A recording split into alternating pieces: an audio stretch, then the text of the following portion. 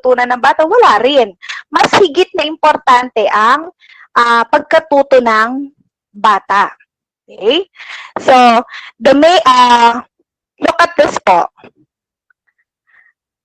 Teachers, school leaders, learners, and parents. So, wag po tayong padadala sa drama. Kasi lahat tayo dyan involved. Baka mamaya sinabi lang po ni parent, teacher, hindi ko na alam ituro ito. Or kaya, hindi na po namin alam sagutin ito. Tapos baka sabihin ni teacher, sige, lagpasa mo, nudimam mo. Patay tayo dyan. Nawawala po ang integrity. O kaya naman, si teacher po, mga sample instances lang naman po. Nagtanong kay school head, ma'am, yung isang pupil ko, walang sagot yung mga learning activity sheets niya. Wala akong i-record. Wala akong mabibigay na grade. So, tapos sinabi ni school head, kaitangad mo nyangarad nga Ayan po, nawawala po talaga ang integrity of learning doon. Dapat, from the school head, to the teachers, to the parents and pupils, dapat i-practice po natin ang honesty and integrity. Tandaan po natin na nakasalalay sa ating lahat yon. So, the main desire of these interim policy guidelines are the following. There are two. First, to ensure that all learners are fairly assessed and graded in the continuation of education during the health crisis. So, para meron po tayong basihan in giving grades to our pupils in line with our present situation, narito po ang DepEd Order Number 31, Series 2020. And B, to emphasize that learning standards shall be attained with the provision of reasonable leniency and considerations for possible difficulties met by the learners. So, yun ang sagutan. Okay? So, dapat consistent po tayo sa mga sinasabi natin sa mga parents din natin. Okay, so, number 9. Procedures na po tayo. Distance learning poses challenges for teachers and learners in the conduct of assessment, including limitations on giving immediate feedback, and the need to account for different contexts in designing, implementing, and grading assessment tasks. So nakikita rin naman po ni DepEd na may mga challenges and limitations. And to address these challenges, learners, teachers, and parents or guardians each have significant roles and responsibilities. Okay, so isa-isahin po natin. Kay teacher muna po tayo. Ayan. For this school year, particular focus will be given to the following. First, designing the assessment to allow the flexibility in multiple modalities. So, ang assessment po natin, hindi lang naka-confined sa learning activity sheets. Teachers may design their own assessment tool basta kakayanin po ng ating learning modality that we are implementing, which is the modular distance learning. Okay? Mag-design po kayo ng mga assessment tools po ninyo. 2, communicating to learners and parents or guardians the design and standards for grading the assessment. So, pwede po nating bigyan ng ating mga parents ng clear instructions using our Workly Home Learning Plan. Doon po nilalagay kung ano yung mga sasagutan lang nila. O kaya naman po, since pupils ay parents mismo ang pumupunta sa school to get their modules, gawin na rin po nating consultation hours yun para bigyan sila ng mga dapat nilang tandaan, dapat nilang gawin. O eto, i-accomplish mo to ha, don't forget this, like that. Okay? So, number 3. Setting up mechanism to monitor and record progress remotely. So, what are your mechanisms po to monitor your pupils' progress? Minomonitor po natin sila, di ba? If you use text and chat, that's good. Pag phone and video call naman po ang ginagawa nyo, I think that's better. Pag nag-home visit naman po kayo, wow, face-to-face na yon. Maybe that's the best, but not recommended. Why? For your health and safety purposes. Kung safe sa tingin nyo, then do it. Pero kung hindi, wag na lang na po. Although it's the best kasi face-to-face siya. Nakukumusta mo. Pero dapat, we have to follow safety measures. Okay? Next question, do you record your pupils' achievement? Yes po, dapat. Hindi naman kailangan noong class record na nabibili. Kahit computer sa Excel, pwede na po kayo mag-record. O kaya mag-print po kayo ng table type, tulad nung ating class record dati. Tapos doon na lang po kayo nagsusulat. Ang importante po, meron kayong class record. Okay? Number 4, giving timely, constructive, and relevant feedback. So how do we know po, kaming mga school heads na nakakapagbigay si teacher ng timely feedback? In our case po sa Malwid Cabrera, ako po ay member ng group chat ng lahat ng grades and sections. So, in that way, namomonitor ko po kung talagang nakakapagbigay ng timely feedback si teacher. Minsan nga po, magsasend lang ang mga bata ng picture ng ginagawa nila. Si teacher, mag-feedback naman, wow, ang galing-galing mo naman. Tuloy mo lang yan mga ganyan. Kahit mga bula-bulachi lang. At least, di ba, timely feedback pa rin siya. Nakikita ko na, nakaantabay si teacher. Wow, na-appreciate po naming mga school head yung mga ganon. Okay? Number 5, facilitating remediation for learners who need further guidance. So, upon assessing your pupils, the next step po is to give remediation for learners who are lagging behind. So, among the teachers of Malwid, isa po sa mga binibigyan nila yung reading materials. Ito medyo nahihirapang magbasa. Ma'am, pwedeng reading materials muna bigay ko ngayon. Next time na po yung module niya. Sige ma'am, ihabol mo na lang kung sa tingin mo mas importante yung reading materials, then do it. Okay? Some give flashcards. Some give USB. Kapag may hindi po napapanood ni bata, yung mga video lessons na ina-upload po nila, nagbibigay sila ng mga USB tapos sinesave na lang ni teachers. So those are just examples po ng mga remediation na pwedeng i-implement ni teacher among her pupils. Okay? Okay, among our learners naman, ano naman po ang kanilang roles and responsibilities? Ayan.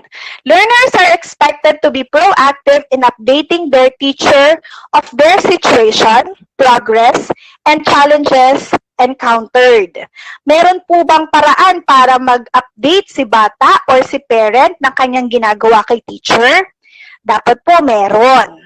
Tingnan nyo po itong mga pictures na to. Yan po ay nahagilap ko sa mga GC ng mga classes po sa Malwid. Yan po yung mga sinesend ng mga parents sa kanilang teacher.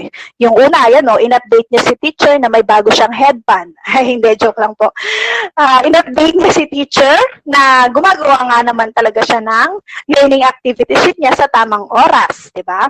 Ayan, yung pangalawa, activity or experiment yata sa science. At ang maganda, pinapanood ko po talaga ay yung mga video. Kasi, nakikita niyo po yung performance task ng bata. Diba? Nag-memorize yan ng tula, yung pangatlo. Yung pang-apat naman, nakakabasa na si ganito. Very good, kahit di ko na siya bigyan ng follow-up. So, something like that. Dapat merong avenue na kung saan pwedeng i-update ni bata si teacher regarding sa kanyang kalagayan. Okay? However, meron po tayong Annex E o yung tinatawag na self-monitoring tool, though it's non-mandatory, but pwede naman nating ibigay sa mga bata. So, ano itong Annex E na to?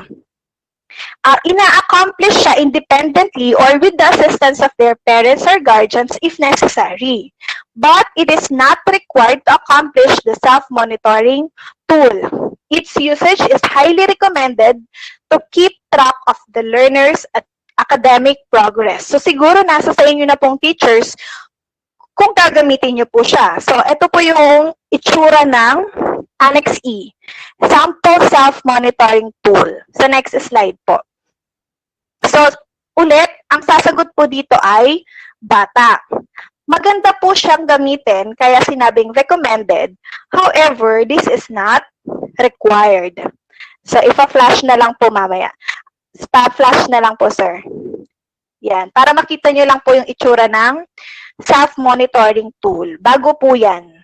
Kasi nga, hindi naman na namomonitor gaano ni teacher, lalo kung walang cellphone, walang internet connection. So, kung ganun po ang case ng bata natin, pwede nyo pong ibigay ito. Pero kung you have the way para i-monitor siya, it's up to you po. Again, this is recommended to use, but not required. Okay?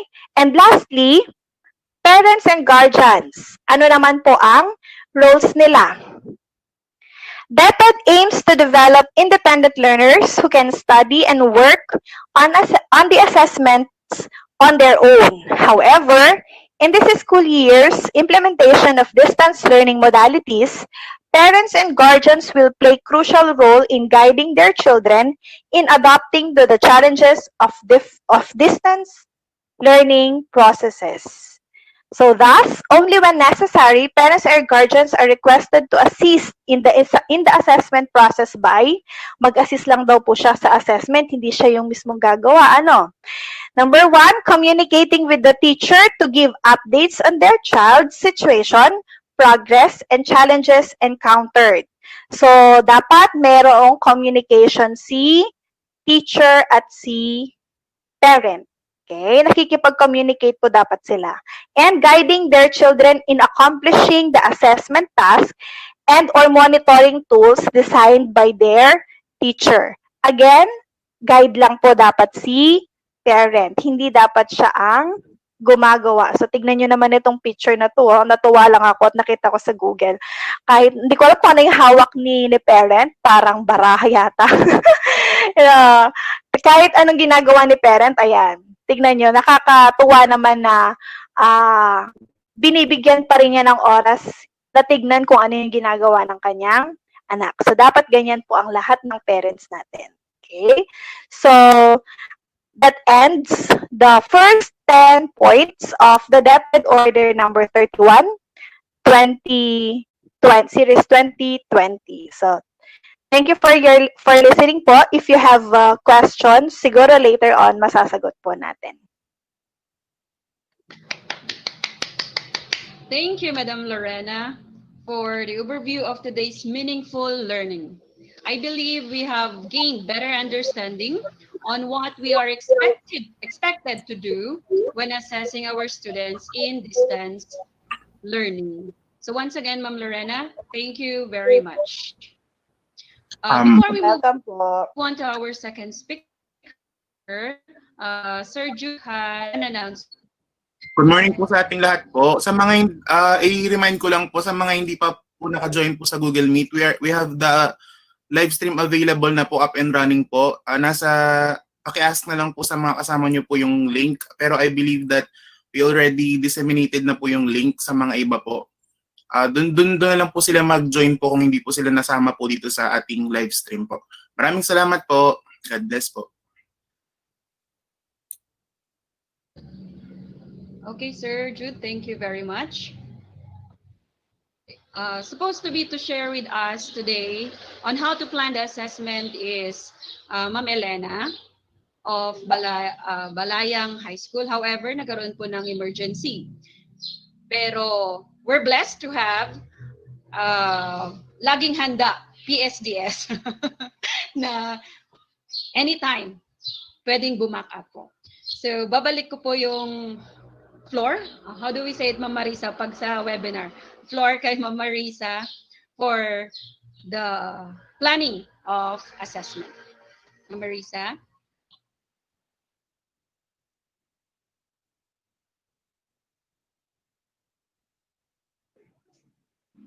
Sir Jude, paki-present yung presentation. Okay, so before I start, I'd like to give thanks to Madam Lorena for that very good presentation. So natuto tayo at that very beginning. So napaka-bago sa atin. But with her explanation, napakadali nating maintindihan. So that is only the first part. So I am tasked. So sabi ko nga po kanina, this presentation is supposed to be presented by Madam Elena, but unfortunately, nagkaroon po sila ng emergency. So, back up tayo. Ganun po tayo lagi. Laging handa. So, I've heard kanina sabi ni Ma'am Lorena, learning must continue. Napakaganda ng kanyang sharing regarding sa sinabi ng ating DepEd Secretary on how learning must continue. So, karapatan ng bata na matuto at mag-aral. So, dapat nating ibigay sa kanila yon. In all means, we have to provide the means to make them learn at hindi mahinto yung kanilang pag-aaral.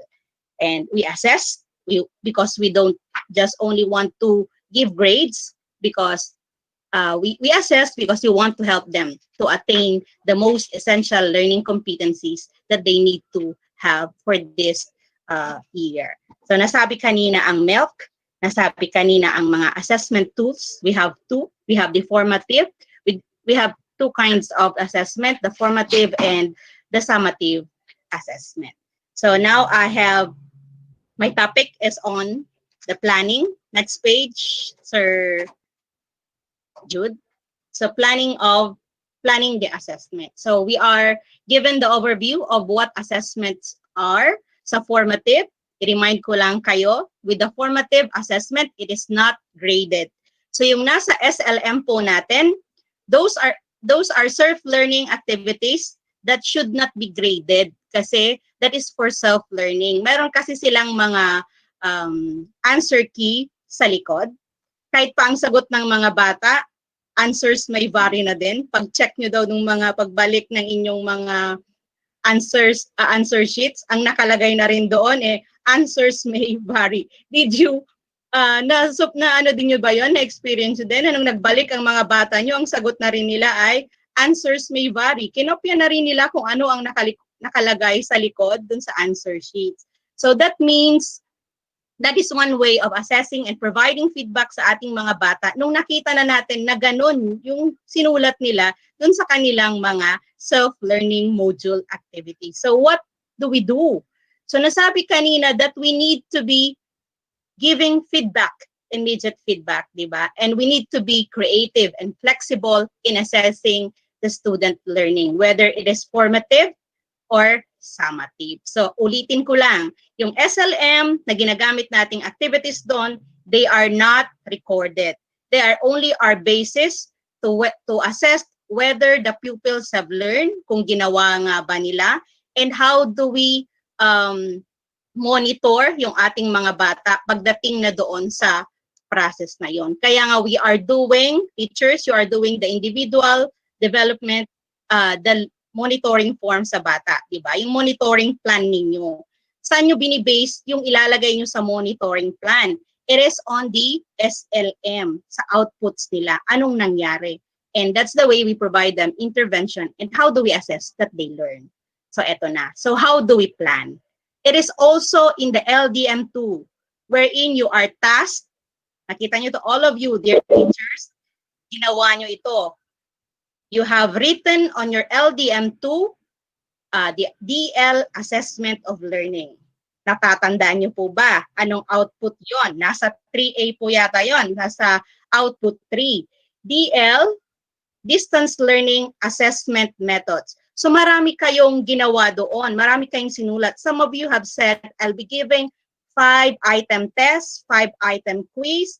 I will provide learning activity, worksheets.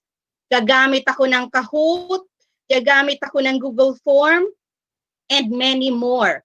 So that means you are being creative and flexible in assessing your student learning. Napakarami nyo pong sinulat doon. Bakit napakarami? Because we have different situations. We have varied learners. Sabi nga natin dito, no one size fits all. So we have to provide different learning activities, different assessment methods. We need to be creative and flexible in assessing our students. Kaya nga dun sa inyong output, sa inyong DL, I hope it would not only be an output, but it would be implemented para sa ating mga bata so that we could assess our learners effectively. So tatandaan nyo yan, dear teachers, you need to be creative and flexible. Hindi necessary na kung anong ginamit niya para dun sa isang bata, yun na rin dun sa iba. Check the situation check the situation and check the learning level ng ating mga bata. So while we are being creative and flexible in assessing our student learning, we shall still adhere to the principles of quality assessment practice. Kailangan pa rin nandun yung quality assessment and nasabi nga kanina, integrity sa pag-a-assess ng ating mga bata. And of course, with safety, health, and well-being foremost in mind, assessment decision must be made in the best interest of all learners, ensuring that all assessment activities. So yung sabi nga natin kanina, we are after your safety. Safety first. We need to exhaust all the means muna before going to face-to-face. Pero kapag wala na talaga na paraan, we have exhausted all the means para ma-assess, wala siyang cellphone, wala siyang internet. So what do we do? That's the final.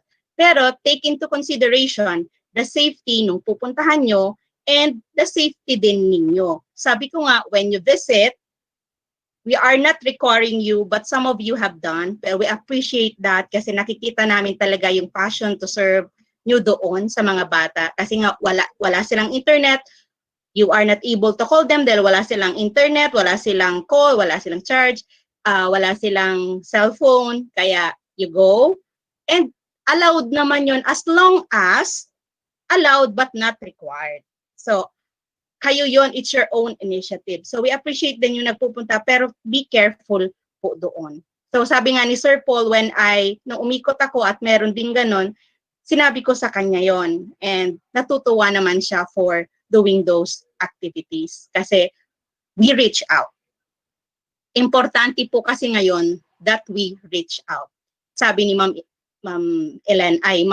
Lorena kanina, we are not only print liners. We are not only call center agents. Pero ano ba talaga? Ano ba talaga ang trabaho natin? We are instructional leaders, di ba? Instructional support, facilitators. We are learning facilitators para sa ating bata. Hindi lang tayo basta magpiprint kasi sayang yung ating mga SLMs kung hindi naman natin natutukan at naturuan yung ating mga bata. Just consider lagi ang safety ninyo at yung safety ng ating mga bata. When you go out to conduct interventions, hindi naman siya actually face-to-face. Actually, to face-to-face, marami tayong not to school, but make sure na yung pupuntahan nyo is safe. And sabi ko nga nung nag-ikot ako, how do you always consider yourself as a symptomatic person kapag lumalabas kayo, wear your PPEs, your face shields. Baka safe nga yung pinuntahan nyo, kayo naman yung magdala ng virus. So, lagi po nating iisipin yun, the safety of everybody. So, that is one in the planning and assessment. We should be creative and flexible. So, no one size fits all. No one size fits all. So, tatandaan natin yan. And yung safety, tatandaan yan. So, here are, nililipat ko, hindi pala ako tagalipat. Next slide, Sir Jude. So, ito po siya. So, how do we ensure that assessment, ito po, ensuring that all assessment activities let's ensure that the assessment activities are aligned with the most essential learning competencies. Ito na yung sinasabi nating MELC. So, i-check nyo po yung MELC bago kayo magbigay ng inyong mga assessment. Dapat yung mga questions nyo yun ay based on the most essential learning competencies na nakalagay po doon. So, dapat meron tayong basihan. So, everybody should have printed yung inyong mga MELC. Kung hindi man na-print, you should have your soft copy of this MELC. Next slide, Sir Jude. Ayan. So, aside from the most essential, aligning it to the most essential learning competencies, the MELCs, it should be reliable, valid, and transparent. Sabi nga natin sa reliable, siyempre galing siya sa kung ano yung tinuro nyo. Baka naman kasi nagbigay kayo ng assessment na hindi nyo naman tinuturo. I have seen one dun sa some of the learning resource. Nandun yung mga tinuro niya, pero pagdating na dun sa questions, wala naman yung, hindi mo naman makikita yung sagot doon. Hindi siya naituro. So it should be reliable, valid, and transparent. Make sure na siyempre tinuro nyo. Huwag kayong magtatanong nang hindi nyo naman tinuro. Diba? Tatandaan yan, reliable, valid, and transparent. Tanungin mo siya out of the blue, hindi mo naman tinuro siya. So it should be transparent then. So before giving assessment, at first or beforehand, you should have given yung schedule and yung rubrics. Ito, nakikita nyo yung rubrics, your purpose of assessment. Bakit mo siya kailangan i-assess? So, titignan nyo yun, ha? So, baka informative ninyo. So, ito, tignan nyo. So, stable and consistent dapat ang ating mga assessment tools. Consistent siya. Aligned siya from our objectives and MELCs, learning competencies. Ano yung purpose? Bakit natin kailangang i-assess? So, sabi natin kanina, we have the formative and summative assessment. When we say formatives, what's the purpose? We would assess learning. Assessment of learning, natuto ba siya? Diba? Anong gagawin natin kapag hindi siya natuto? We provide intervention. And another way of assessment is assessment for learning. Diyan na, what is our purpose? To give grades naman. To assess, to give grades sa ating mga bata. So tatandaan nyo yung assessment of learning and assessment for learning. Assessment for learning is yung formative test. Assessment of learning is yung summative test. Tatandaan nyo na lang yung formative sa 4. Actually, ito hindi ko na, nakalimutan ko nung mag-test kami. Pero ngayon, natatandaan ko na. Assessment for learning for formative. Assessment of learning for summative. So sabi natin kanina, it should be transparent. So you should be providing rubrics so that the learners would know how they will be graded. Sino ba yung gagawa ng rubrics na yan? Actually, yung rubrics supposed to be na yan should be done kasama ang mga bata. Pero sa ginagawa natin ngayon, hindi na natin nagagawa mag face-to-face. So meron na tayong mga ready-made na rubrics, but make sure na yung rubrics na yon is able to assess or give weight sa dapat ninyong i-assess. So it should be holistic yung sinasabi nating rubrics. Later on, we will also be giving part 2 of this webinar regarding assessment, kung ano ba yung holistic rubrics and other form of assessment pa. Pero ngayon, let's concentrate on this interim guidelines kasi malapit nang matapos ang ating first quarter and we need to give assessment na, summative assessment na sa ating mga bata. So take note of number 2, assessment should be reliable, valid, and transparent. Next slide, Sir Jude. Ayan. So, assessment should be fair, inclusive, and equitable. So, i-check nyo. Baka nagbigay ka ng, ang ibibigay ko, Google Form. So, take into consideration din yung mga bata nyo na wala namang internet.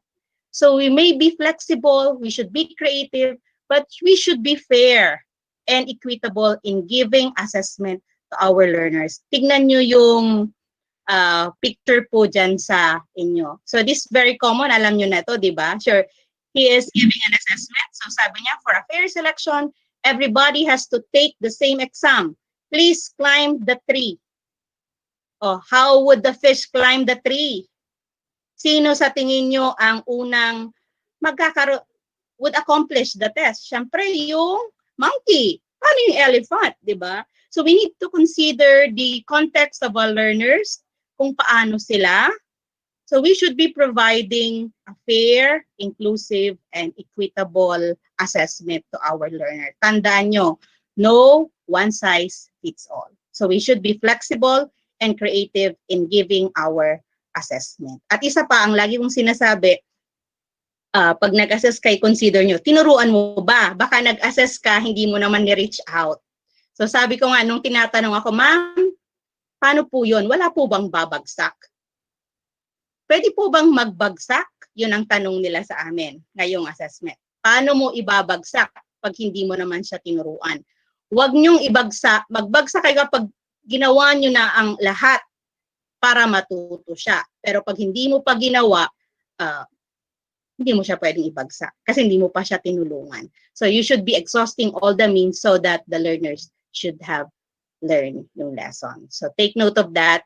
It should be fair, inclusive, and equitable. So you need to reach out to your learners. Next slide, Sir Jude.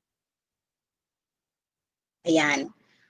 So it should be practical and manageable for both learners and teachers.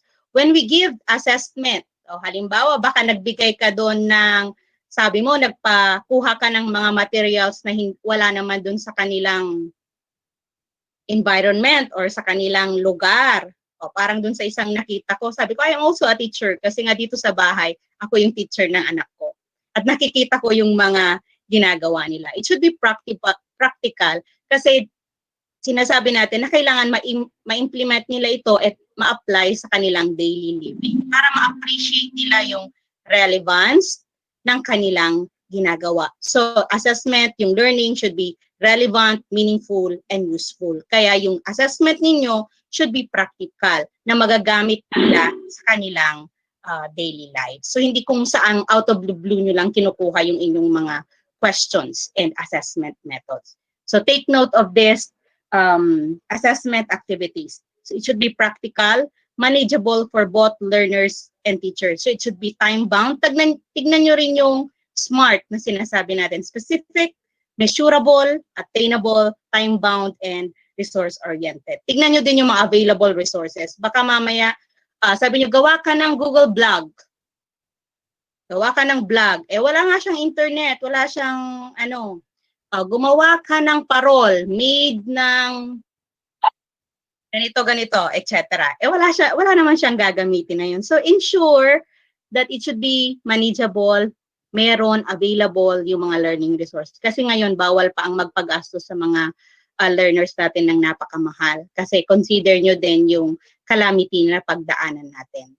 So, it should be practical, manageable for both learners and teachers. Baka hirap din kayong mag-assess kung paano nyo sila i-grade dyan.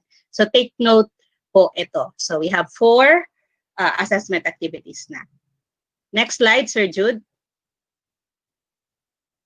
So, give learners a range of ways to demonstrate their learning. So, hindi lang sa pencil and paper test natin ina-assess ang ating mga bata, but in their performance. So, we should be giving them varied ways to demonstrate their learnings. Maganda yung mga nakikita natin na pinupost nila sa Facebook at saka sa inyong messenger na pinapagawa ng ibang mga teachers natin na wherein you are asking your learners to send yung videos nila sa inyo doing their performance task. So, hindi lang basta doon. So, it can be a way of a product-based or performance-based. So, product, it can be in makagawa sila ng projects or assignments. Merong new product na mabuo. And one is demonstrate their learning. Parang sa PE. Paano yung tamang pagsayaw? Parang sa MAPE, paano yung tamang pagpalakpak? Ay naku, sabi ko, babagsak yata yung anak ko dyan. Kasi hindi ko alam ituro yung paano magpalakpak. Paano yung kumpas? O, di ba? So, i-check natin, how do they demonstrate their learning? That is one way of assessing. Pero how do we assess yung pag-performance nila? So, nabanggit ko kanina yung rubrics. So, you need to provide rubrics. Hindi yung, maganda yung pagkakapresent niya, bigyan ko ng 10. Hindi ganon. So, we need to have rubrics in assessing yung demonstration and performance ng ating mga bata. Next slide, Sir Jude. Next slide po. So, another is to provide timely and accurate information as basis for feedback. So, at the first week, nakita nyo na, nang nilagay ng bata ay answers may vary. At hindi naman niya sinagot. So, anong ginawa nyo? Hinayaan nyo na lang ba yun? So, sabi nga ni Madam Elena kanina, you have your weekly home learning plan. And meron date doon wherein, ano yung gagawin nila in a day? Pero baka sasabihin nyo, Ma'am, sayang naman ang weekly home learning plan kasi hindi nila sinusunod. Kasi the problem is, hindi natin namomonitor. But if we have constant monitoring, halimbawa is 8 o'clock, how are you? Their pupils, ready na ba? Nagawa nyo na ba ito? Anong problema? So i-share ko lang yung isang na-observe ko from Victoria West Central, si Madam Felisa, yung kanyang whiteboard challenge yata yun. Basta show me board challenge wherein meron silang oras ng monitoring din yung kanyang mga activities ng mga bata. So at that point, merong immediate feedback na naibibigay. Check nyo agad kung anong mali para hindi pa lang yung after a week sa kanyo lang makikita na mali. So paano na? Tapos after a week nyo na naman makikita yung sagot nila. So para sana maganda yung you have your GCs to ask them. Huwag tayong maghintay lang ng text from them. Dapat manguna din tayo in asking questions at kukumustahin sila ano yung ginagawa. O ready na kayo? We need to create timely and accurate information. Sabi nga natin dito, kahit yung simpleng good job, ayusin pa anak, konti pa. Pero wag naman natin silang i-discourage kung mali yung kanilang mga sagot. We need to give constructive feedback sa mga ginawa nila, di ba? Kapag maganda yung ginawa, yan, you praise. Pag hindi maganda yung ginawa, wag mo naman siyang pagalitan doon sa buong GC, i-PM mo doon. Ganun po tayo, napag-aralan nyo yan. Diba? Dati sabi nyo nung tayo yung nag-aaral, lalagyan mo ng sulat, pero hindi mo magawa kasi virtual tayo, sulat tayo. So how you do the feedbacking? So maganda ang one-on-one kasi yung intimate din na feedbacking, hindi yung nandoon sa group. Kung maganda, you praise publicly. Pero kapag hindi maganda, how do you give feedback? You give feedback privately. Tandaan nyo yun kapag maganda, you give feedback publicly. Pero kapag hindi maganda, you do it privately. So, yan. So, ano ba yung mga simple na yon? Great job. Yan. Ang ganda-ganda. Ganun po. Siguro, anak, ayusin mo pa ito para sa susunod. Mas maganda. Kasi hindi naman po pwedeng laging maganda yung sabihin ninyo. So, how they will improve pag laging maganda? Sabihin mo din yung kanyang correction or yung mali niya. Pero do it in a nice way na hindi siya ma-discourage. So, tatandaan po natin yan. Ay, anak, mali. Ano ba naman yung sagot mo? Pangit-pangit. No. So, do it in a nicely manner. Tatandaan niyo po yan, So, do not, parang tayo na teachers and school heads in giving feedback to our teachers. Iba yung pakiramdam, just tapping at the shoulder, malaking bagay yon. Parang kayo, kapag napipraise kayo, how do you feel?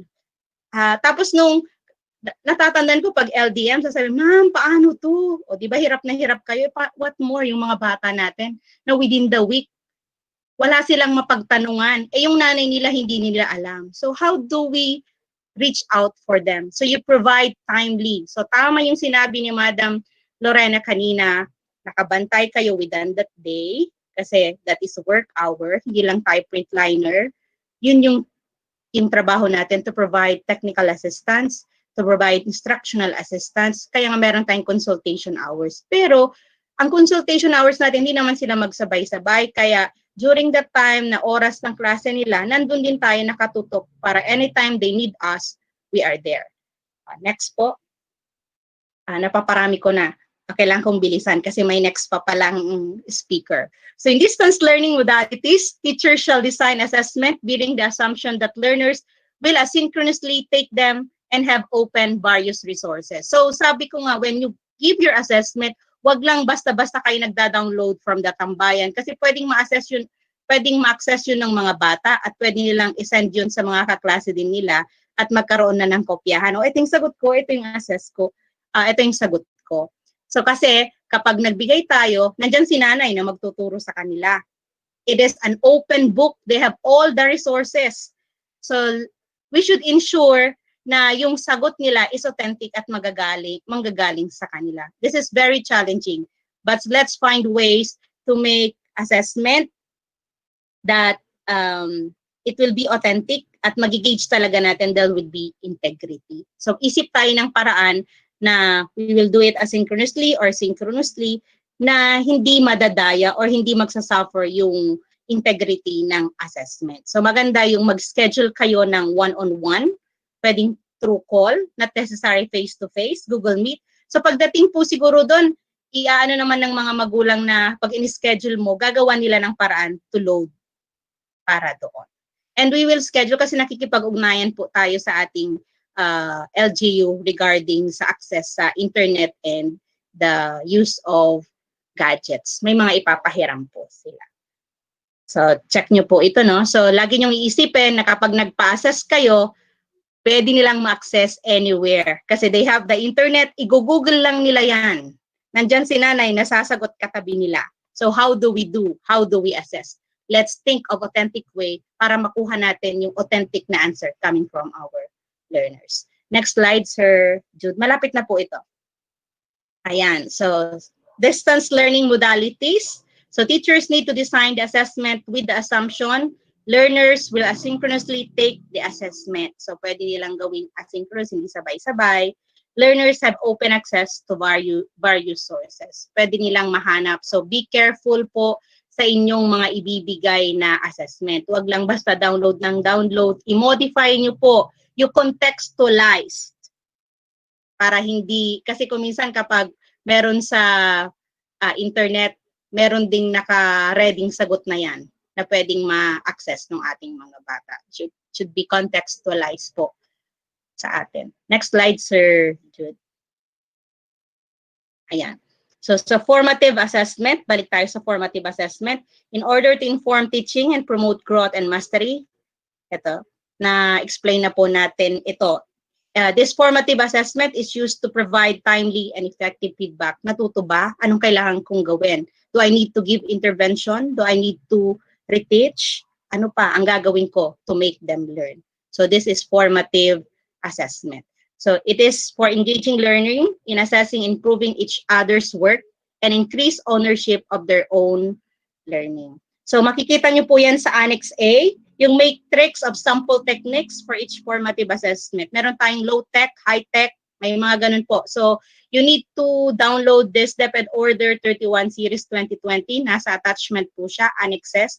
Yung mga matrix and sample techniques for formative assessment. Marami kayong matututunan doon. In different learning areas, nakaayos po siya, English, Math, Science, ganun po. Nasa attachment po ng memorandum na ito. Next slide, sir. Ayan. So, to evaluate student learning at particular points in each quarter, summative assessment shall continue in the form of written works and performance tasks. So, nasabi din po kanina ito ni Madam Lorena, na wala na tayong quarterly test, but how do we assess? It is based on these two modalities, the summative assessment through written works and performance tasks. So ano yung written works natin? They shall be administered to assess essential knowledge and understanding through quizzes. So it should be in a form of quizzes, long and unit tests. So items should be distributed across the cognitive process dimensions. Tatandaan niyo po yung Bloom's taxonomy dito. Hindi puro easy, hindi puro knowledge. Tandaan niyo po yung kakaase. Merong bago. I'll be sharing that later sa ating susunod na webinar about the new Bloom's taxonomy. Meron po tayong new Bloom's taxonomy na napag-aralan po namin later. So take into account po, no? So hindi siya pwede simple recall lang. So take into consideration yung levels ng Bloom's taxonomy po natin. So meron evaluation, may knowledge, may assessment, may application, and others. So what do we mean when we say performance tasks? It refers to assessment tasks that allow learners to show what they know and are able to do in diverse way. They may create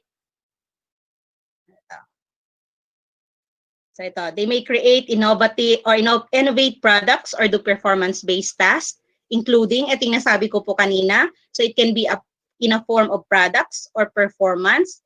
Ipapakita nila yung skill. It can be a group presentation. It can be an individual presentation. It can be oral work, multimedia presentation, and research project. So it is important to note that written outputs may also be considered as performance tasks. In what way? Yung written outputs na maging performance task. Yung kapag nagpasulat kayo ng sulatin, mga ganon. So it depends on you. How do you consider those assessment? So, para magkaroon pa kayo ng idea regarding this performance task, check Annex B of this memorandum. So, it provides a list of sample assessment that fall under performance task. Marami po doon. So, check nyo lang. So, it is a must that you have a copy of this DepEd order. Next slide, sir. Yan. So again, for performance tasks,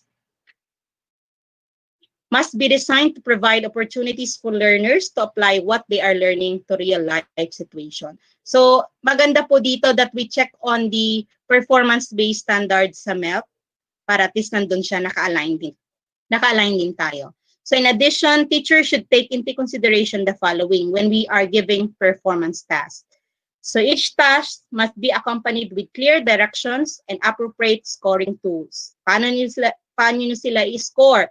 So you should have checklist, rubrics, rating scales, etc. Para saan yun? To help learners demonstrate their learnings. So meron tayong mga sample din po. So marami dito, hindi na kayo mahihirapan. Check on the annexes of this DepEd order. So teachers are advised to collaboratively design and implement performance tasks that integrate two or more competencies within or across subject areas. Para mas madali rin yung pag-a-assess ninyo, pwede na kayong mag-integrate, diba? Yung sinasabi, integrate na yung English sa math or sa math sa English in giving your assessment para hindi rin hirap kasi inaano natin yung time ngayon, hitting two birds at the same time. So complete tasks may be broken down into shorter tasks to be completed over long period of time. So see Annex D for sample integrative assessment task. Learners must be given flexibility in the accomplishment of the performance task to consider time and resources available to them. Halimbawa, nagpagawa kayo ng project, bigyan nyo din sila ng time limit. You submit it tomorrow, pero kung kayang gawin nyo ng one day, pero baka naman good for 1 week yun, pinapasa mo kinabukasan. Siyempre, considered also yung time, yung be flexible in giving yung oras sa pag-submit. You consider the time and the resources available sa ating mga learners. So sabi nga natin, it should be manageable, di ba? And practical for our learners. Next slide. Yan. So dun pa rin sa performance task. So nonetheless, all learners within a class should be assessed on the same competencies using the same scoring tool. Same scoring tool pa rin ang gagamitin natin. So teachers must exercise their professional judgment in carrying out summative assessment, providing enough opportunities for learners to practice and to redo their work whenever necessary. Kung hindi, alimbawa, bigyan nyo din sila ng pagkakataon, hindi yung first try, wala na, bagsak na ba? Give them time to redo their work whenever necessary so that they can reach their learning targets within the least amount of pressure. So teachers should set realistic expectation and use professional judgment to find a good balance between what is effective and what is feasible to accomplish remotely. Kasi nga remote tayo ngayon, hindi natin sila nakikita. So use your professional judgment, dear teachers. Next slide. Thank you. Tapos na wala. Okay. So, ito po yung ating how do we plan the assessment. So, you need to go back sa inyong LDM2. Pwede nyong i-improve yun. And check the annexes of this memorandum for you to be enriching your knowledge on the different assessment and performance task samples. Nandito po sila. So, we will be guided by this DepEd. Okay, so thank you very much.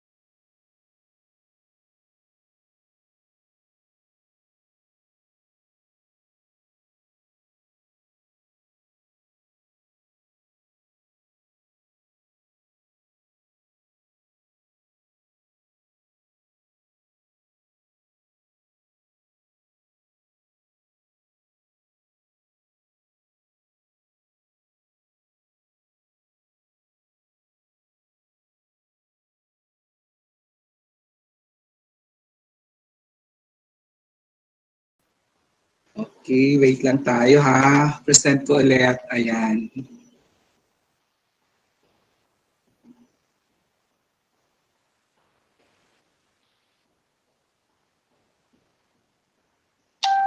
Okay.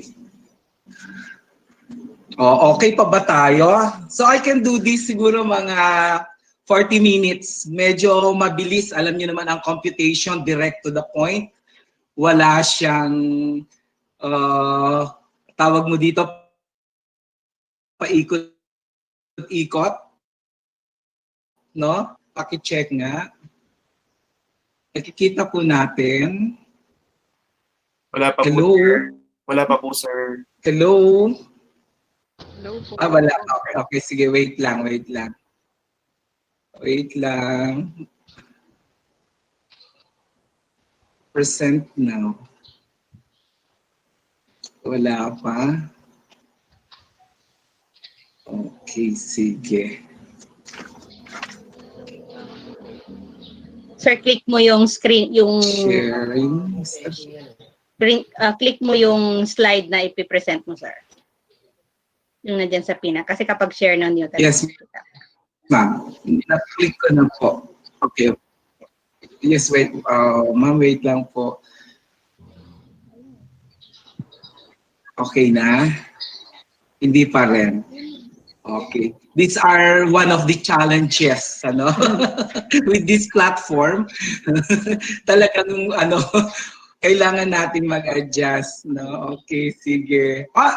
Sir, yung sa'yo na lang. Yung sa'yo na lang. Hindi mo size ko po. Stop sharing ko, no? Okay, sige. Okay, sige.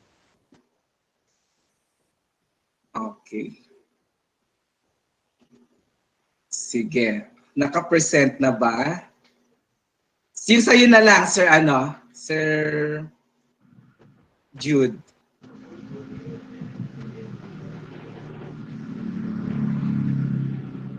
Ayan. Okay. So, again, no, a blessed morning, no? Magandang umaga sa ating lahat. Let us just pray na this is just an interim, no, temporary, to be used only for this year. Kasi we need to go back, no, sa face-to-face.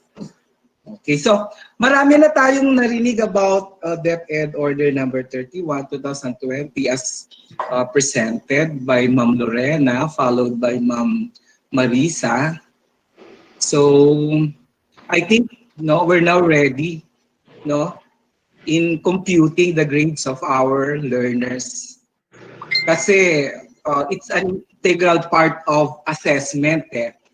We need to reflect yung mga assessment na gagawin natin into a, should I say, concrete form wherein it will be presented to the learners, to the parents, and to stakeholders, no, for them to know their performance, no, inside the school. Pero ngayon wala tayo sa face-to-face, kaya napakalaking katanungan, no, on our parts as teachers kung paano i-assess yung performances ng ating mga bata.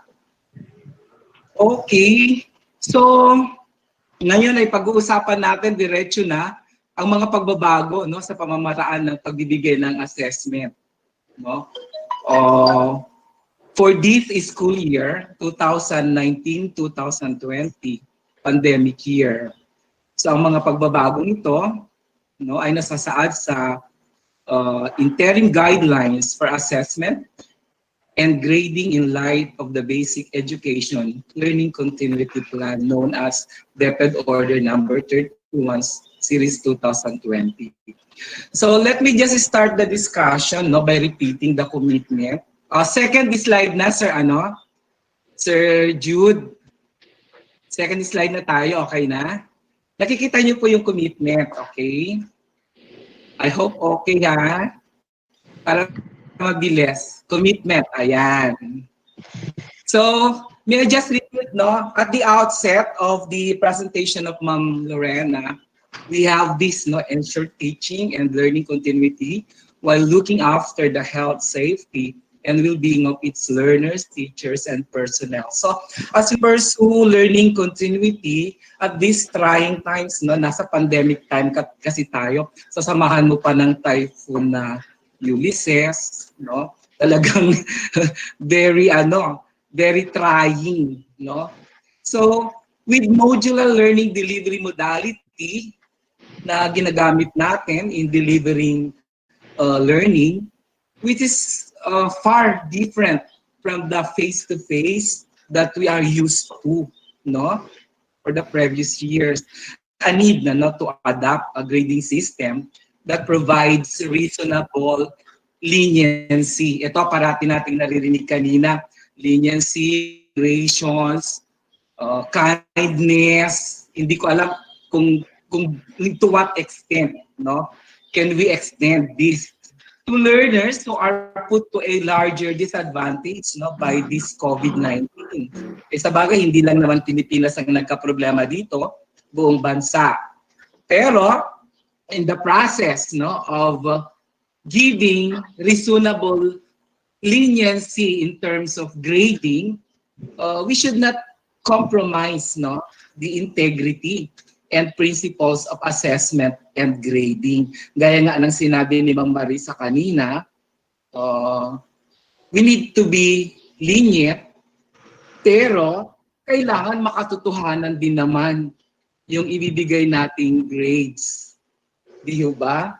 Kailangan based on the performances of our learners. Baka naman imbis na matanggal mo yung stress ng bata dahil sa COVID-19 at saka sa mga typhoons, dahil nga sa marami talagang challenges, ilalo mong madagdagan dahil nabigyan mo siya ng grade na hindi naman, should I say, hindi fair sa kanya. No? So as a teacher, you need to be very careful on this. Kaya nga, sabi natin, looking after their health. Baka mamaya, sa pagbibigay mo ng grades, madagdagan mo yung stress ng bata, pati ng nanay niya. So, hindi mo nagawa yung commitment ng DepEd Order No. 31, 2020. Okay, so let's proceed. So, much has been said about third, Jude. Okay na. Grading, no? Okay. So, with all these assessments, no, that we do, no, we need to, should I say, you need to translate it into a form na naiintindihan ng bata, no? Naiintindihan ng parents, naiintindihan ng lahat, no, in a way of reporting, no? So the evidence produced, no, through all these assessments that you did, I should say. So through grading, it enables teachers to describe how well the students have learned, no, the standards and competencies for a given quarter. So do not forget na quarterly, we have this grading period na tinatawag. So these assessments that you have done, no, should be reflected in the class record. Yung bang tinatawag nating nakikita, tangible siya, for it ensures accurate data to make an impact on students' learning. Diba? So, it also ensures fairly assessed, no, and graded, no, in the continuation of education during this health crisis. Kaya nga sinabi ko kanina, baka mamaya sa paggawa mo ng grade, imbis na mabawasan mo yung stress ng bata, mabawasan mo yung stress ng nanay, dahil nagawa mo siya ng grade na hindi tama, nadagdagan mo pa. No? So, the grade of learners are presented in a report card to show the progress of learners to parents and other stakeholders. And this is done quarterly, and then yung sa report card, every end of the year, no? Quarterly at saka yung pagkatapos ng taon to determine, no, kung gaano nag-perform yung bata for the whole year. Okay. So, as we have learned earlier doon sa sharing ni Ma'am Lorena and Ma'am Marisa, there are so many challenges brought about by this coronavirus sa atin, lalo na sa bata, sa parents. Kasi, new talaga, bagong-bago. Diba? Kahit naman sa atin as teachers, before the opening of classes, ng problema tayo kung paano kaya ang gagawin, what modality to be used, and then we came up with modular approach. After na ma-determine yung modality na gagamitin, na problema naman tayo sa implementation. Paano kaya? Saan natin kukunin ang mga gagamitin? Na hanggang ngayon, mga problema pa rin natin yan. Diba? So, marami talaga. But sabi nga, kailangan makabawas na tayo sa pasanin ng mga bata, no, sa matinding stress na pinagdadaanan nila. So, that's why sa grading system, no, we implement, no, the DepEd Order number 31 series 2020. Let us provide a reasonable leniency to learners who are put to a larger disadvantage by the pandemic. Pero not to compromise the integrity. So andun pa rin, no? Kailangan hindi makompromiso yung tama at fair na pagbibigay ng grade, no, sa ating mga bata. Okay. Sir, next slide please. Sa section 24, written works and performance tasks. Ayan. Okay, so na-discuss na rin yung mga samples dito kanina ni Ma'am Marisa, written works and performance tasks, no? So hindi na kailangan ulitin. So ang gawin lang natin, learners synthesize their knowledge, understanding, skills during assessment. The result of this assessment are used as basis for computing grades. So yan yung mga considerations sa letter A. So students record dyan.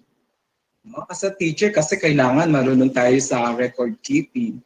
Hindi porke nasa pandemic tayo at medyo mahirap ang monitoring. Kasi yung platform na pag mahina ang signal, hindi mo na monitor. But we need to, no, in fairness, no, to our students. Kasi kailangan, no? And then, for performance tasks, as stated here under section 24, minimum of 4 written works. Later, madi-discuss ko ito in the computation, no? So, it's 11. So, bibilisan ko 11:30. Matatapos tayo. No? So, minimum of 4 written works. Ito yung mga recorded. No? And then 4 performance tasks within the quarter. No?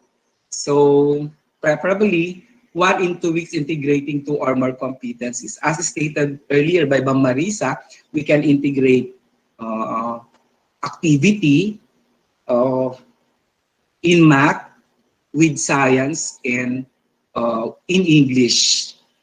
Parang ganon, no? Integration. So, all competencies should be covered, no, by the performance task. Ito na nga, naulit lang. No? Task can be used to assess science. Okay.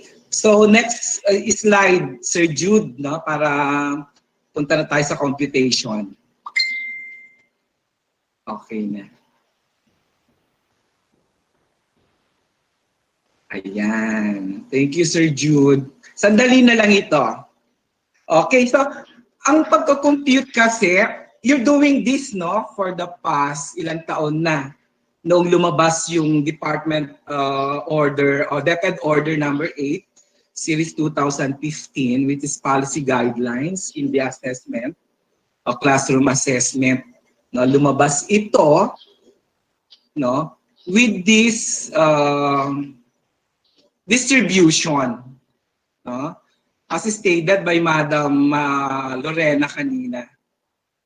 So, Sir Jude, pakibaba mo nga sa sa 7 para maano ko, slide 7 para ma-explain ko mabuti. Ayan, no? So, yung nasa baba hindi ko ma-highlight kasi nga hindi ako may hawak ng ng presentation, no. Focus on the DepEd order number 8, okay? Balik mo sa dati, Sir Jude. Ito ang problema. Okay, sige. Yung yung una kanina. Yan, no? Yung nasa baba, focus tayo dun sa baba, no? No. Doon yun. Two tables kasi yon, yung nasa babang table. Ayan, sorry Sir Jude, pasensya ka na. Okay. Yan, okay yan. Two tables yan, kaya lang hindi ko highlight yung nasa baba kasi we will not be using that anymore. No? Hindi na gagamitin yon for this school year, 2019-2020. Sir, Yung nag-automatic. nauna ng... Ayan, okay, sige. Nakikita nyo yung nasa babang table, no? In this table, yung nasa baba, ito hindi ko ma-highlight kasi okay, sige. We have 3 components, no? Under assessment components, which are written works, performance tasks, and quarterly assessment, no? Before the implementation of this DepEd Order 31. Today, this is the only essential change, no, in the implementation of DepEd Order number 31. Ito lang ang napansin ko na pagbabago, no, paki-check natin, ano?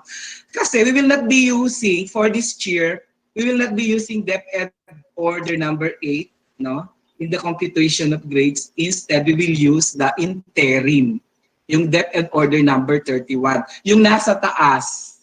Yan. No?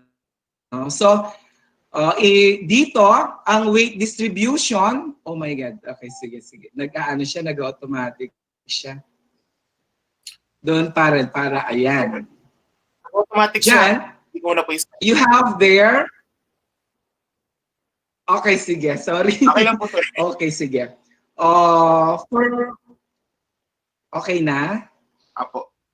Okay na, Sir Jude? Okay na po, sir. Okay, so let us remember, okay, thank you. So let us remember, no, na ang mga weight distribution ay hindi pare-parehas, no, in every subjects. Meron tayong pare-parehas na subjects sa distribution o percentage sa language, araling panlipunan, at edukasyon sa pagpapakatao, which is different from science and math.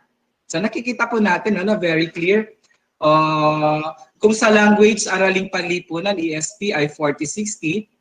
Sa math, 50-50. And then MAPE, EPP, and TLE, 30-70. Sa MAPE kasi, focus on performance tasks, kaya medyo mas mabigat yung percentage na naibigay. So ito ngayon ang gagamitin natin, in computing the grades of our learners from grades 1 to grade 10. Okay, so disregard muna itong nasa baba under DepEd Order number 8. Dito lang sa part na ito. Kasi nga natanggal yung quarterly test dito sa DepEd Order number 31. Okay na? Sige, next slide tayo, Sir Jude.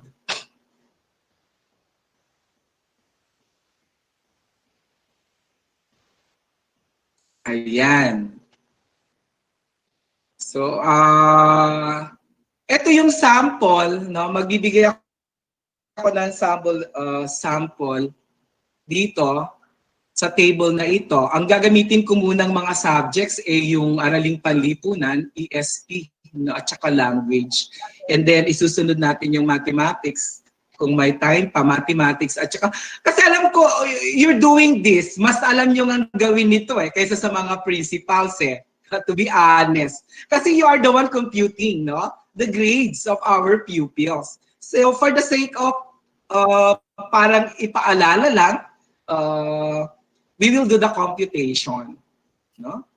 So, okay na, no? Hindi ko ma-highlight. So sa table, nandito yung distribution, no? You can see there the highest possible score with learner A para ma-explain natin mabuti, no?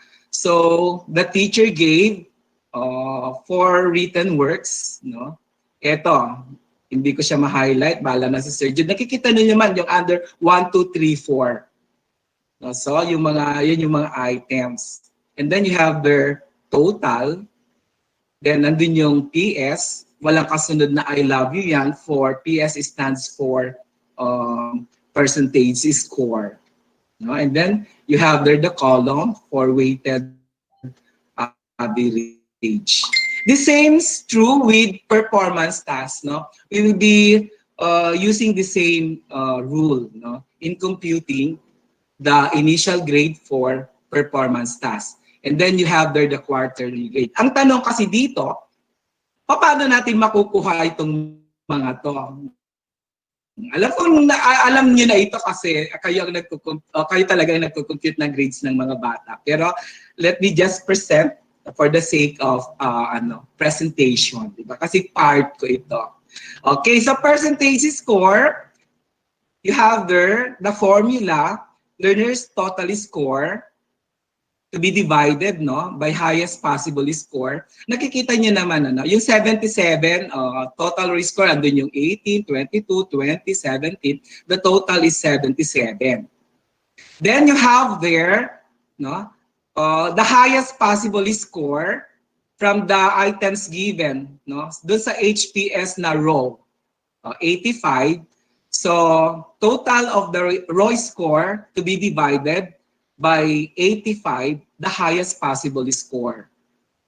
Then, you will get the percentage score of 9058 as you can see, no, in the presentation. And then, for you to get the weighted average, you have to multiply it, no, by the weighted percentage, no, given to a particular subject. So be very careful dito kasi magkakaiba yung mga subjects, magkakaiba yung mga percentage sa mga subjects, no, gaya ng language, araling panlipunan ng ESP, pare-parehas lang yan. Pero pagdating sa mathematics and science, iba rin. Pagdating sa TLE at saka sa EPP, iba rin. No? So, be careful, no, doon sa mga gagamitin mong average. Okay, so to get the weighted average, percentage score, then multiplied by weight of component. Ayan nga yung sinasabi ko. You have to convert percent to decimal. Kaya yung 40% natin sa weighted average ng araling panlipunan at language times 0.40, 91, you will get, no, the weighted average of 36.4 for the written works, no, for the component written works. So the same computation, no, in performance tasks, in computing performance tasks. Ang pagkakaiba lang dito, you will be using ibang percentage because of the percentage allotted for performance tasks.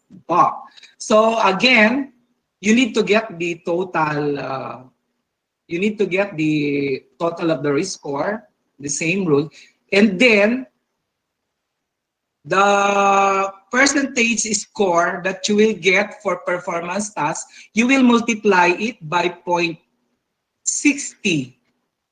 because ang performance task ay meron siyang weight na 60%, no, in these 3 subjects. which is different from other subjects like science and mathematics. Okay, so asan na ako? Balik nga doon, sir, sir, pakibalik nga ulit din. Okay. Now, you will have here the initial grade. No? How to get the initial grade? Dito sa column na ito. No? You will get the initial grade by adding the weighted score in each component. Ito, weighted score ng written works ay 36.4 at ang weighted score ng sa performance task ng learner A ay 45. So add that two, you will get 81.4. Okay, then dito yung i-reflect mo sa card, no? This will be transmuted. No? Yung 81.4, itra-transmute natin siya using the transmutation table.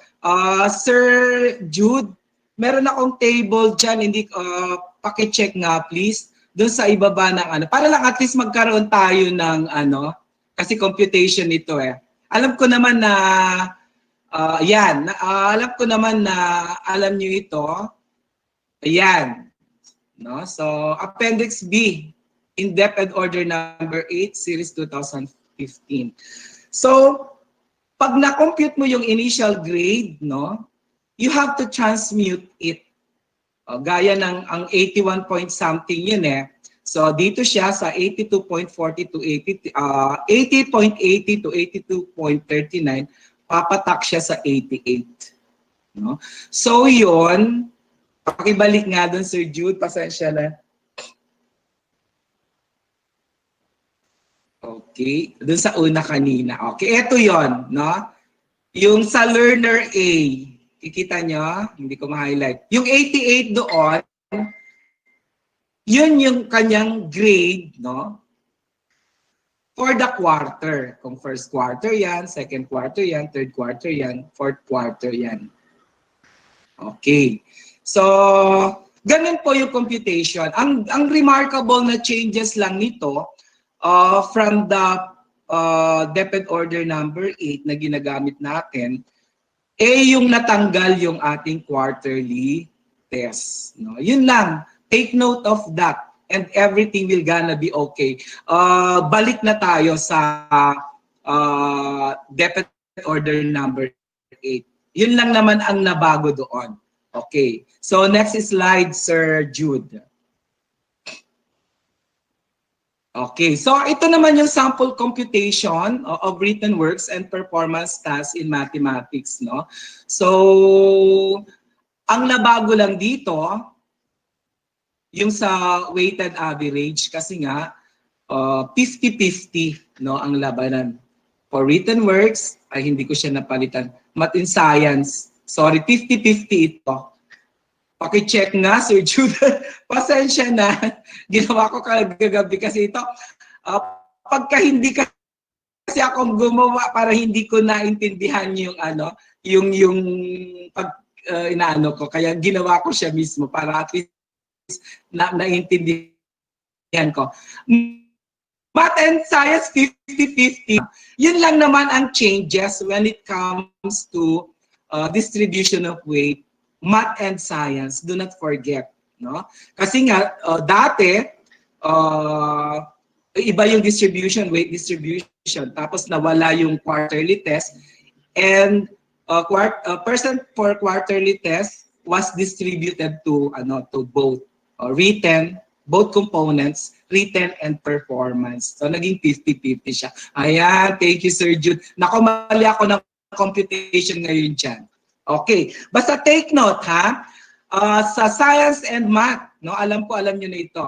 Yung makukuha ninyong score, no, it will be divided by, it will be multiplied by 0.50, no, for you to get the weighted average. So iba na to ha, 50-50 sa math and science. And then follow the same steps, no, that we did with the subject's language, Araling Panlipunan. Again, pag nakuha nyo yung initial grade, do not forget, to transmute it using our transmutation table.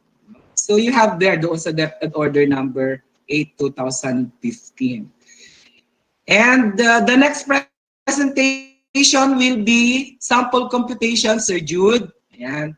Sa MAPE naman, naku sana tama na ito, parang mali pa rin. 3070, I'm so sorry. Hindi ko na ano. Yung bago kasi nandito, ako ang nag-present. Buti na lang alam ko, Ma'am Marisa. It should be 3070, ha? Sorry for the presentation. Hindi ko na-update yung ibinigay ko kay Sir Jude. Okay. 3070, ayan. Maling computation na naman ako dito, but as I said earlier, follow the same rule. Ano? In computing,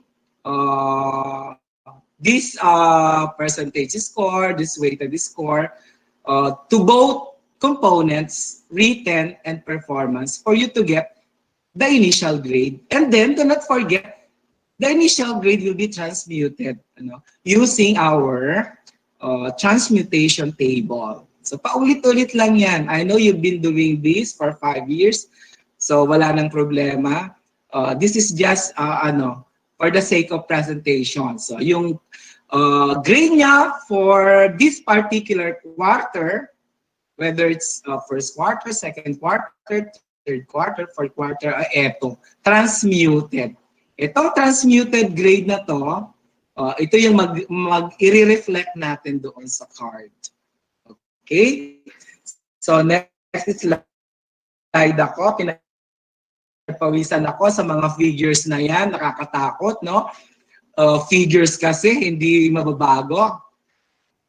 Ano yan, constant, hindi gaya ng mag-explain ka lang, okay na. Okay, so ito na yung transmutation table, no? Makikita nyo ito sa DepEd Order number 8, Appendix B. So, we will be using this for us to get the quarterly grade, no? And the quarterly grade will be reflected on the report card. Okay, next slide, Sir Jude. Next slide ako, Sir Jude. Ayan. Okay, so, pag may mga questions, refer to, basta for this year, ang changes lang doon, para klaro, yung two components. We used to do the computation with 3 components. For this year, tanggal po ang quarterly test. No? So yun lang yung tatandaan ninyo, no? Regarding this DepEd Order number 31, 2020, in terms of computation of grades, doon sa computation of grades. Okay, so we're done with the computation. I hope I made it clear. Pagka hindi clear, well, I can give you the DepEd Order number 31, 2020, and DepEd Order number 8, 2015. Okay, you can use both, but for this year, focus on DepEd Order number 31. Okay, so we're done with grading computation. Let us now proceed, no? May 15 minutes pa ako. Let us proceed to yung pagpapasa naman. Balik ako doon, Sir Jude, doon sa unang slide. Ayan. So, how are grades computed at the end of the school year? So, for kindergarten, kasi may mga kindergarten tayo dito, I think they are using, yung bang ibang grading system, hindi gaya ng ginagawa natin sa grades 1 to 10. No? For the kindergarten, if I'm not mistaken, hindi siguro kasi kinuha ko lang sa DepEd Order number 8. There are no numerical grades in kindergarten.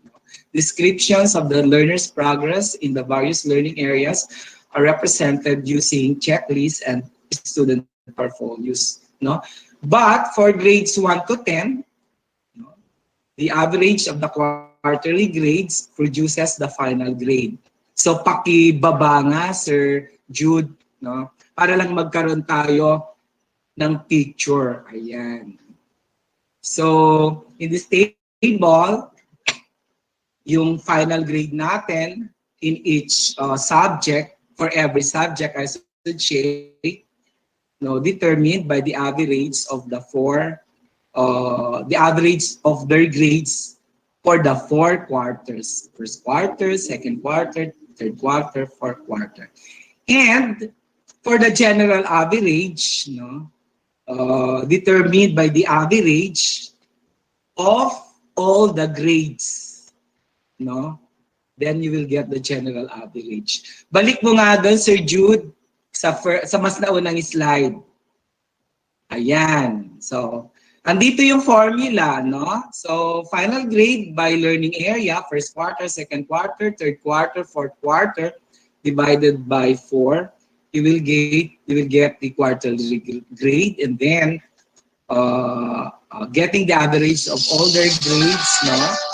From all the subject areas. Wait. Sorry po.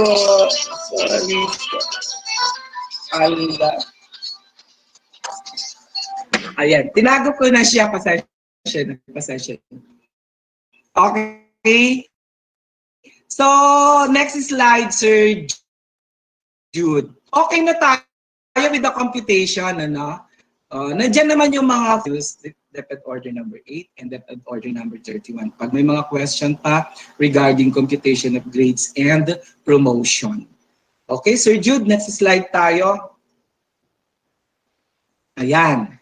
How are learners promoted or retained at the end of the school year? So in this section, it provides the basis for promoting a learner to the next grade level or for retaining a learner in the same grade level.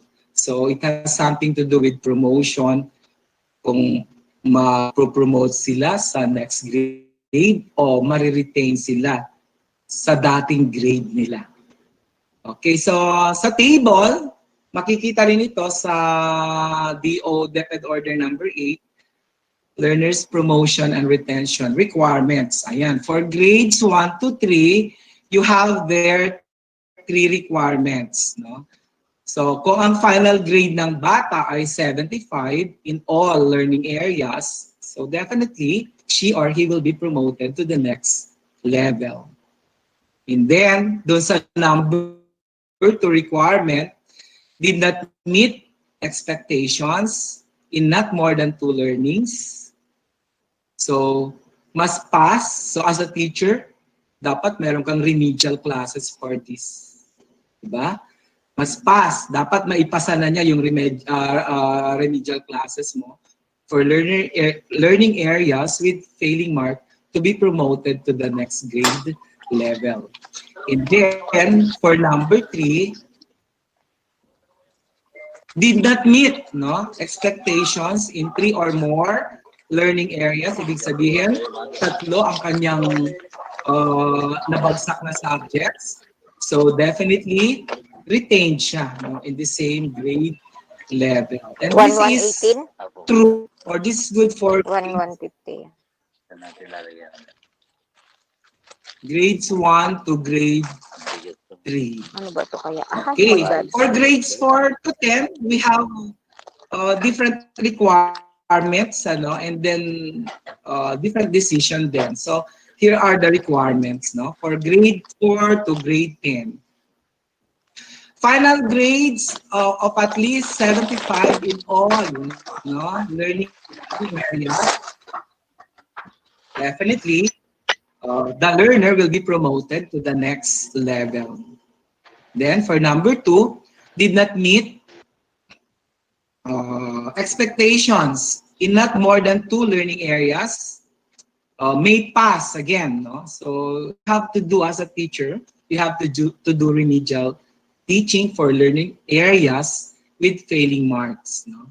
Then, pag napasa na niya yung remedial teaching mo, will be promoted or she will be promoted to the next grade level. Kasi kung hindi, mariretain siya sa dating grade level niya. For number 3 requirement, did not meet expectations in 3 or more learning areas. Ibig sabihin, bumagsak siya sa 3 subject areas, he or she should be retained sa grade level niya ngayon. So ito yung mga yung mga kailangan nating i-consider So, ganun pala yun. Pag may dalawa siyang failing grade, kailangan mag-remedial teaching yung teacher. Okay, doon sa number 4, must pass all learning areas in the elementary. So, decision, ano siya? Meron siyang elementary certificate, di ba? Yung sa grade 6. And then, yung number 5, yung the last one, must pass all the learning areas in the junior high school. Kasi nga, itong promotion and retention requirements na ito, good for grades 1 to 10, kaya nandito yung junior high school. Pag napasa niya lahat, yung mga subject areas for junior high school, definitely, he or she will be promoted to senior high school. Ayan. So, I hope I made these requirements and decisions clear, lalo na sa mga bago ngayon na hindi pa ginagawa yung computation of grades dati. Okay, so malapit na, ilang slides na lang yan, Sir Jude. Okay, so role of technology, andito na tayo sa section 28, Tapos na tayo doon sa computation of grades, I hope na the steps in computing grades, kung paano sila i-reflect sa card, and then kung ang bata ba kailangan i-retain in his or in her present grade o kailangan maipasa. Okay, so punta na tayo sa section 28, So role of technology, So talagang we can no longer makaalis sa platform na ito using technology. Kasi kahit naman face-to-face, ginagamit na natin ang technology, di ba? So it has really an important role in this trying times. Tinatawag ko nga itong pandemic school year. So through technology, you can monitor your learners. Through technology, pwede kang mag-updates. So may maraming mga samples dito doon sa Annex G kung paano sila kinukonsider na low, medium, and high technology outputs, parang ganon. May sample tools, doon sa Annex G of this DepEd order. Medyo marami kasi siya, kaya hindi ko na siya isinama. Pero you can download the DepEd order and then browse, tapos read na lang. Okay, next slide, Sir Jude. Malapit na tayo. So, monitoring and evaluation. So, section 29, kaya nga sabi ni Ma'am Lorena kanina, doon sa introduction, yung sa about DepEd Order number 31, school heads shall be primarily responsible for supervising the implementation of this policy in their school. So, kung meron tayong hindi naiintindihan, tanong tayo sa school head. Kasi, alam namin yan. Joke lang po. Alam nila yan about monitoring and evaluation relative to the implementation of this DepEd Order number 31. So, basahin ko na rin yung number 30, kahit na hindi tayo masyadong the regional and schools division offices shall jointly monitor the compliance of schools with these guidelines. So the curriculum and learning management division and curriculum implementation division shall diligently collaborate with each other in ensuring that the provisions of this policy are complied. So, ganun po. Whatever instructions, whatever orders na galing sa taas, kailangan po nating sumunod. Po, hindi pwedeng hindi tayo sumunod. Dahil sabihin nila, gumawa ka ng sarili mong eskwelahan. We're guided, actually, by these DepEd orders. We cannot go on our own.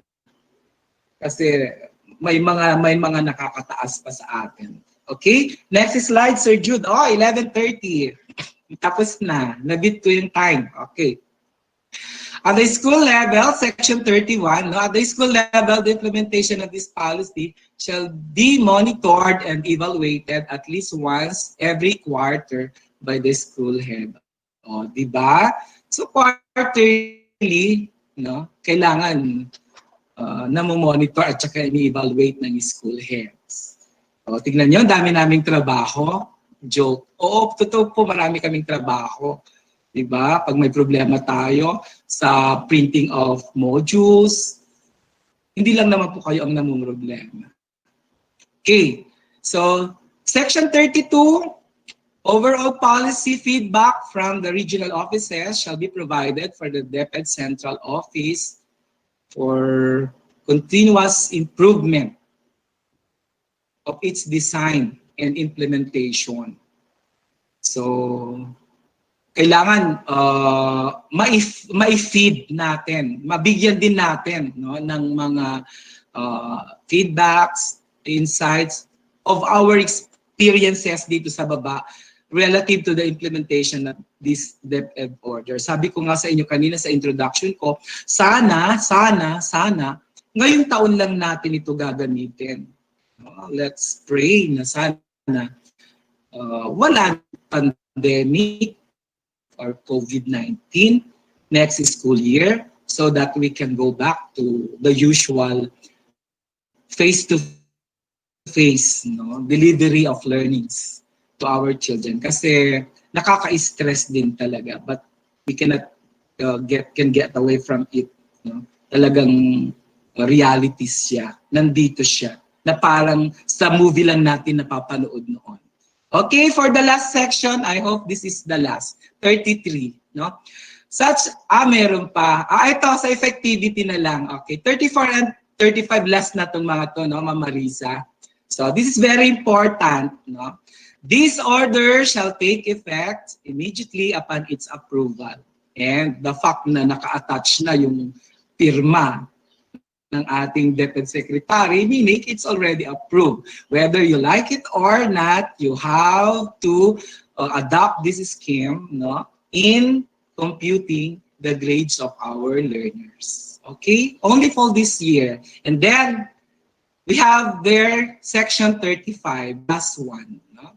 So, sabi nga dito, DepEd Order number 8, Series 2015 is still in effect. Diba? Yun kasing changes lang doon sa DepEd number 31, kung tama ako yun lang sa components. Paulit-ulit itong sinasabi. Yung components, gumamit tayo ng 3 noon, pero ngayon 2 lang ang gagamitin natin. And of course, the weight distribution. So, I think I'm done. It's 11:30. Wala naman na akong sasabihin. Sabi ko nga sa inyo, computation tayo eh. Math, kailangan dire-diretso. Ano? So, I wish pa rin everyone let us stay safe. No? Kasi alam niyo naman, COVID, aali-aligid. Marami pa tayong mga cases. Do my advices kasi I'm not using them. Hindi ako nag-stay sa bahay. Okay po. So, ingat pa rin tayo. Have a good day. Thank you for listening. Thank you, Sir Rafi, for that, for enlightening us. I believe that we were able to see the slight difference between the grading system before and the grading system in distance learning. Okay, thank you po, sir. Before we proceed to the awarding of certificates to our resource speakers, we'll have first an open forum. Thank you. So, now let us know if you have questions and clarifications. You could type them on the chat box, or you could click the raise hand icon, and then please wait to be acknowledged, and then you could turn on your microphone and then ask questions. So let's start po. Any questions and clarifications? Wala yata silang questions. Yeah, ma'am. Bilangan mo sila, ma'am, ng hanggang 10. 10, 9, 8, 7.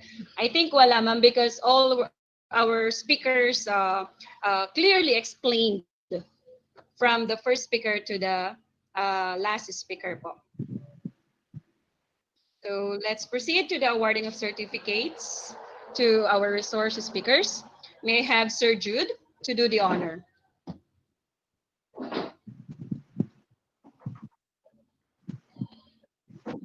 Of the certificate.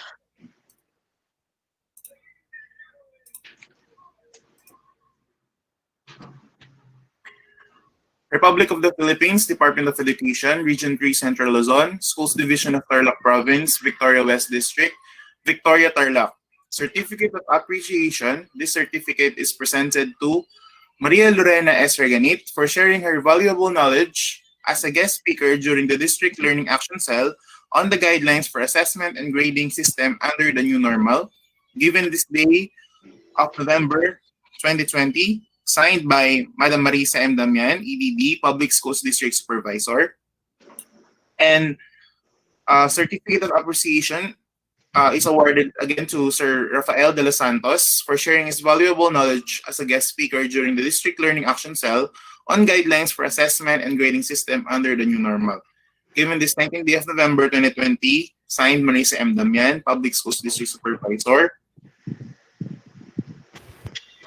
Also to Madam Elena E. Bartolo for sharing her valuable knowledge, signed Madam Marisa M. Damian, our Public School District Supervisor. So thank you very much to our speakers. So to our school heads and nandyan. So this is only the beginning. One of the projects of our district, Project RACE, para sa sulong edukalidad, raising achievement by improving staff effectiveness. This is one way of helping you out, providing you technical assistance. Kasi nga nakita namin that you need this when I go around to check if we have conducted summative assessment and you have knowledge regarding the interim guidelines, we found out na hindi pa ganon. So we decided to conduct a district orientation simultaneous na to all the schools, which is supposed to be, I asked the school heads to conduct Slack session, but we opt to conduct it synchronously, minsanan na, so that when you have discussion, para iisa yung tahak natin. Para minsanan na rin ang ating monitoring. Kasi at this time, kapag in-invite nyo rin ako sa isa, nahahati yung oras kasi ma'am, pasok ka na. Ayun. So, eto, minsan na tayo. After the glitches, technical glitches, but we are able to cope up, nagawa natin ng matapos. We started medyo konting problema, but then ayos po natin. So, thank you very much to our host school for facilitating this webinar, Don Casimiro Integrated School with your head, Sir Sarius. Thank you for the speakers, Sir Rafi, Ma'am Lorena, and si Madam Elena. Yung ginamit ko pong presentation ay gawa ni Ma'am Elena. Dinagdagan ko na lang ng kaunti. Kasi nga, ginawa niya, but unfortunately, she wasn't able to make it dahil nagkaroon ng emergency. So I hope everybody had learned from this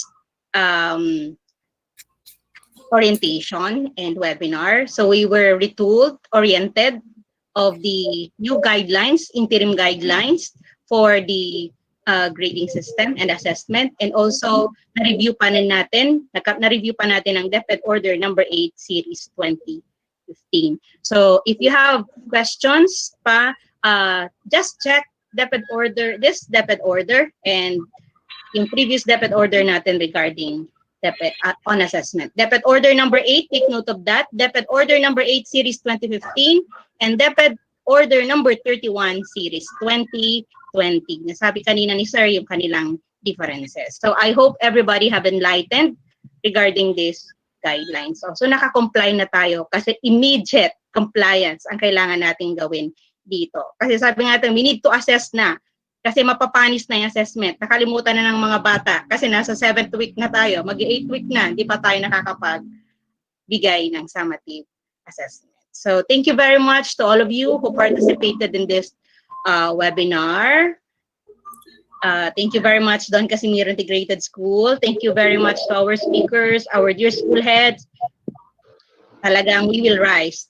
Ito, simula pa lang po. We have begin with these 3 speakers. Sa susunod nating mga webinar, yun namang ibang mga school heads ang ating isusunod. So you have witnessed and heard our very competent school heads from Victoria West District. So palakpakan nga po natin sila. Palakpakan.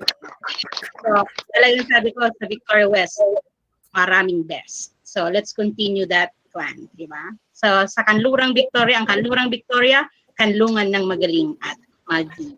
So thank you very much. Tuloy lang po natin at lagi nating ilalagay sa ating isipan, no child left behind. We should reach out and gawin natin yung trabaho natin dahil kailangan tayo ng earth. Diba? Ito na yung pagkakataon natin. Be a blessing to everybody. So I am giving back the floor para sa ating evaluation. Reminder lang, Sir, ay, EJ, dun po about sa evaluation po, to all the participants of our district LAC, ito po yung naka-flash na po sa screen yung ating evaluation link for you to be able to get your certificate po. Tapos po, yun po. So ito po yung link na gagamitin po for our evaluation po. Just fill in the required information that is being asked here po. And then expect your certificate po within 3 to 4 working days po siguro. Kung ano, depende po kasi sa dami nung ginagawa. Pero kung ano po, baka within this day po matapos po namin lahat po yung pagbibigay po ng certificate. And again po, we do apologize for the inconvenience we have caused due to the technical difficulties. Yun po, at bibigay ko na po kay Ma'am Divina po yung ano po. Sir Jude, paki-post din yung link dun sa chat box para kahit i-click lang nila. Okay And po, then ma'am. sa group na lang sa LDM para mabilis ang pag-ano. Thank you. Okay po. Sir Jude, ikaw din po sa closing remarks, kaya tuloy-tuloy mo na. Ay, ako rin ba, ma'am? Sige po, wait lang po. I-post ko lang po yung link sa chat box. Ayan po yung link po, na-posted na po para pwede na click nyo na lang po if ever po. Ayun po, so thank you po for all the participants na nag-attend po ng ating Dslac session for today po. We are very thankful po for your understanding despite the minor inconveniences that we have caused dahil po sa technical difficulties po. I'm very, very sorry po.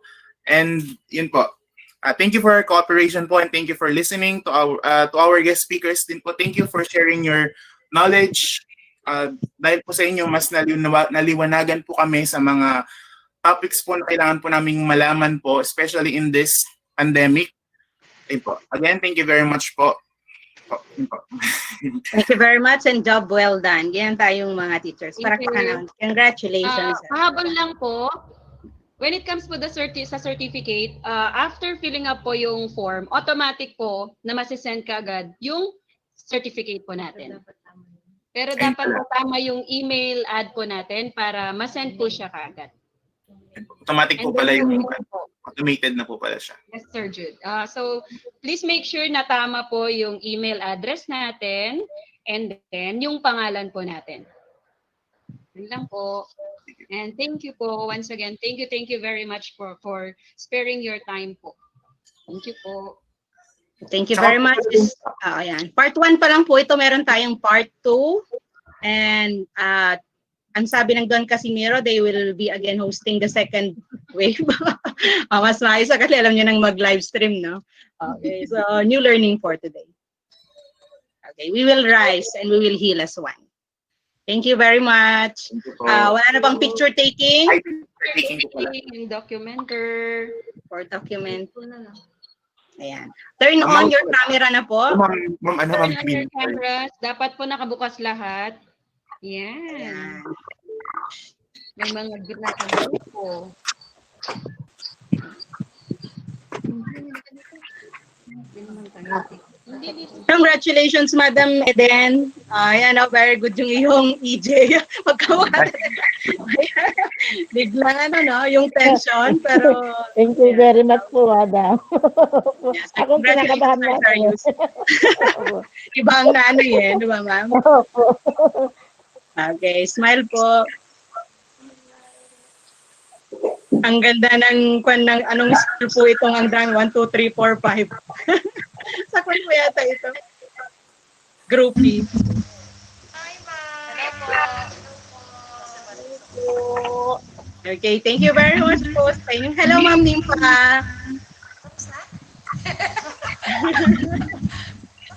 Ayan.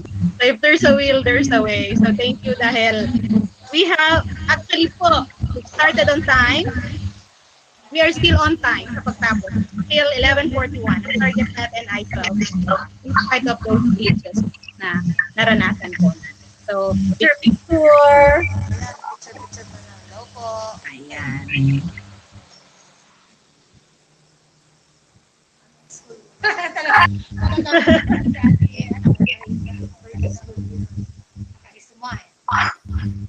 Okay, kuha na lang po kayo ng picture natin. Okay na po. Thank you po, ma'am. Thank you. Thank you very much po. So, pwede na tayong gumawa ng ating mga assessment tools. Simulan na natin. Okay. Okay po, pwede na tayong mag-log out. Okay po. Bye po, ma'am. Bye po. Enjoy your lunch po. Po, dediretso po ako mamaya sa munisipyo. Alauna, may natin. Buti po maayos ang signal nyo dyan sa central. Medyo okay na po, ma'am. May dala po kami sariling wifi. Ay, ganon. Talagang ganon pa.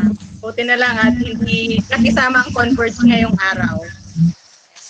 Ayan. So, praise God and to God be the glory. We started on time and finished it on time. So, this another successful event for this day. Congratulations to all of you. Thank you, thank you. Ano ka, Salim? Hindi pa nga eh.